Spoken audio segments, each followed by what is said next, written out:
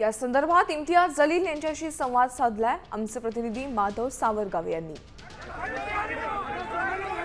आपल्यासोबत इम्तियाज जलील आहेत। तुमच्यावर थेट हल्ल्याचा प्रयत्न झाला, गाडीवर मोठ्या संख्येने लोक चालून आले, काही परिस्थिती निर्माण झाली, याला जबाबदार कोण आहे? त्यांचा संरक्षण त्यांना मिळालेलं आहे।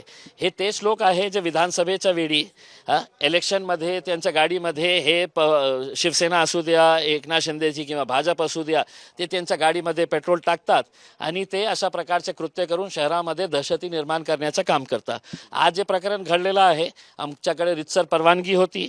13 नंबर आणि 14 नंबर प्रभागमध्ये आमची रॅली सुरू होती।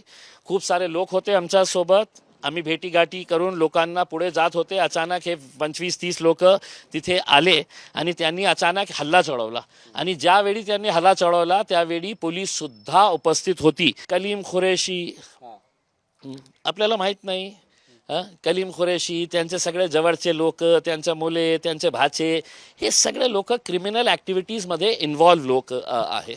आपल्याला माहीत आहे की विधानसभेच्या वेळी त्यांनी काय काय सेटिंग केली होती, कोण त्यांना पैसे पुरवत होते, हे सगळं माहीत आहे। पोलिसांना माहीत आहे की हे गुटखेचा कारोबार, राशनचा धंदा करणारे, महाराष्ट्रातला सगळा मोठा राशनचा धंदा करणारा हे माणूस आहे।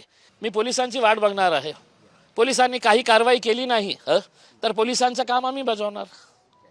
इतकं सोपं आहे, म्हणजे याच्यामध्ये काही किंतु परंतु इफ्स अँड बट्स काही नाही आहे। मोहम्मद इरफानचा माधव सावरगावे, साम टीव्ही, छत्रपती।